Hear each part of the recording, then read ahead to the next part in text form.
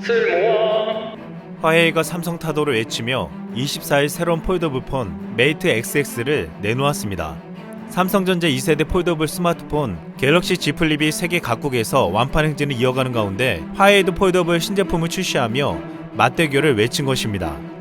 화웨이 메이트 XS는 지난해 출시한 메이트 X와 같은 디스플레이가 밖으로 접히는 아웃폴딩 방식을 채택했습니다.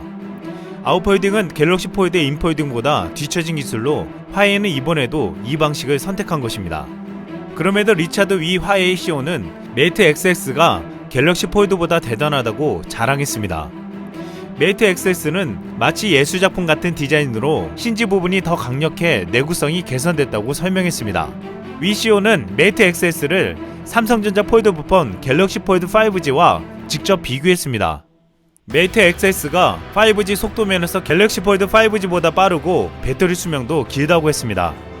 또한 더블 레이어 옵티컬 폴리 이미지를 적용해 싱글 레이어와 대비해 내구성이 80% 향상됐고 제조 단가가 금보다 3배 더 비싼 고급 소재라고 했습니다. 화웨이는 삼성의 갤럭시 폴드보다 메이트 XS가 뛰어나다고 자랑했지만 치명적인 약점과 단점을 가지고 있습니다. 관심이 집중되었던 메이트 XS의 가격은 2,499유로, 하나로 약 330만원으로 비싸다는 평이 많았습니다. 이는 삼성전자 165만원의 갤럭시 Z 플립보다 2배 비쌀 뿐만 아니라 240만원의 갤럭시 폴드보다도 90만원이나 비쌌습니다. 또한 비싼 가격뿐만 아니라 치명적인 약점이 있습니다. 이전 메이트 X는 중국 내에서만 판매됐지만 메이트 XS는 전세계에 판매될 예정입니다.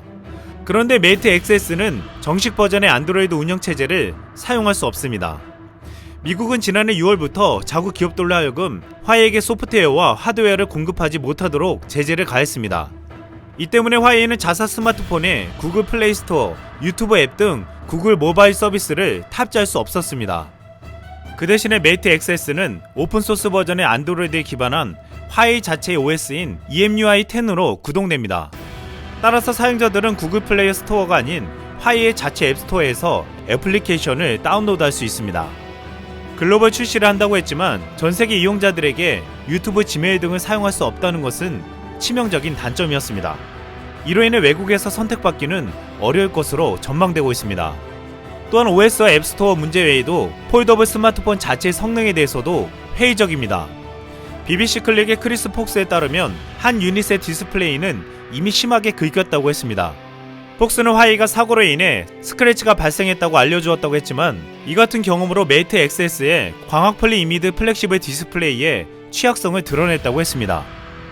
또한 일부 장치를 펼치고 접으면 삐걱거리는 소리가 들리기도 했다고 했습니다. 이미 지난해 C넷의 내구성 테스트에서 갤럭시 폴드가 12만 번을 견뎌낸 적이 있었는데 모토로라 레이저는 27,000여 번에서 힌지에 문제가 발생했습니다. 갤럭시 Z 플립에는 초방막 유리를 적용해 20만 번을 접었다 펴도 끄떡없는 강력한 내구성을 자랑했습니다. 월스트리트 저널은 갤럭시 Z 플립과 모토로라 레이저를 직접 비교 테스트하는 동영상을 게재했습니다. 이 영상에서 레이저는 화면을 열 때 힌지에서 삐걱거리는 소리가 나고 자세히 보면 화면이 위로 들려지며 구부러지는 것을 볼 수 있다고 했습니다. 이는 마치 낡고 녹슨문을 열 때 소리처럼 들린다고 혹평했습니다. 반면 삼성 Z 플립의 힌지는 훨씬 더 견고하며 화면도 위로 들리지 않는다고 높게 평가했습니다. 많은 해외 전문가들은 삼성전자가 폴더블 스마트폰 기술 경쟁에서 중국의 경쟁사들을 압도하고 있다고 분석했습니다. 현재 폴더블 폰은 삼성 갤럭시 Z 플립과 화웨이의 메이트 XS, 중국 레노버 자회사 모토로라의 레이저로 3개사가 각축을 벌이고 있습니다. 여기서 압도적인 평가를 받고 있는 제품은 단연 갤럭시 Z 플립입니다. 지난 18일 업계에 따르면 삼성전자의 갤럭시 Z 플립이 해외에서 완판 행렬을 이어가고 있다고 했습니다. 출시 첫날인 지난 14일 미국, 아랍에미리트, 싱가포르 등에서 하루 만에 제품이 품절됐고 국내에서도 초도 물량이 완판되었습니다. 24일 업계에 따르면 출고가가 297만원인 갤럭시 폴드 톰 브라운 에디션이 무려 800에서 900만원에 다시 팔리기도 했습니다. 화웨이와 같은 중국 기업들이 폴더블 폰 경쟁에 뛰어들었지만 삼성을 따라잡기는 역부족이었습니다. 삼성전자는 갤럭시 폴드로 폴더블 폰 시장의 문을 열더니 이제는 갤럭시 Z 플립으로 폴더블 폰의 대중화, 패션화까지 이루고 있습니다. 또한 25일 삼성전자는 역대 최고 속도, 최대 용량을 구현한 16GB 모바일 D램을 세계 최초로 본격 양산하기 시작했습니다. 16GB D램은 전문가용 노트북 및 게이밍 PC에 주로 탑재되는 8GB D램보다 용량이 2배 높고 성능은 30% 개선된 것으로 1초에 초고화질 영화 9편을 전송하며 스마트폰 게임에도 최적화될 것으로 알려져 있습니다. 이로 인해 초고 해상도의 미러링 VR 게임을 할 때도 선명한 화질로 캐릭터를 움직일 수 있어 더욱 실감나는 영상을 즐길 수 있다고 했습니다.